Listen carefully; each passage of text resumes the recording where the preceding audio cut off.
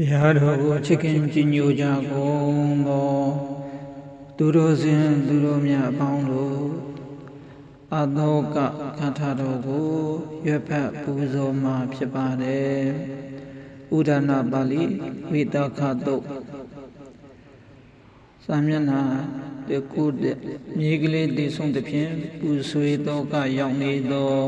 ဝိတခကျောင်းမကြီးကိုဘုရားရှင်ကဟောကြားတော်မူခဲ့သော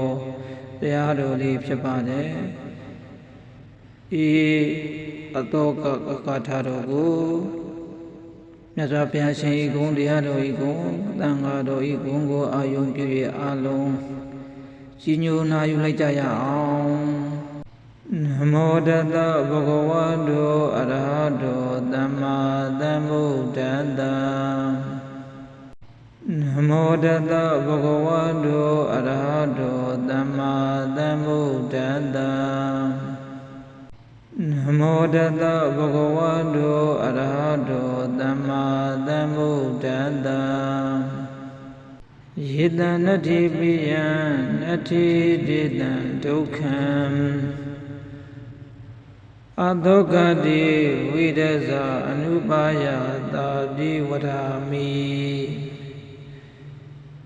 ယေတံကျင်တရားတော်ကိုချစ်ခင်ကြည်ညိုနာယူကြကုန်သောသူတော်ကောင်းတို့အားပိယံချစ်ခြင်းသည်နတ္ထိမရှိပါပေ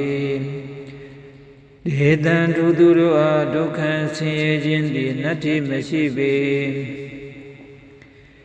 ဒေတို့နှောင်ဖွဲ့လွတ်ကင်းချစ်ခြင်းမရှိကုန်သောသူတို့သည်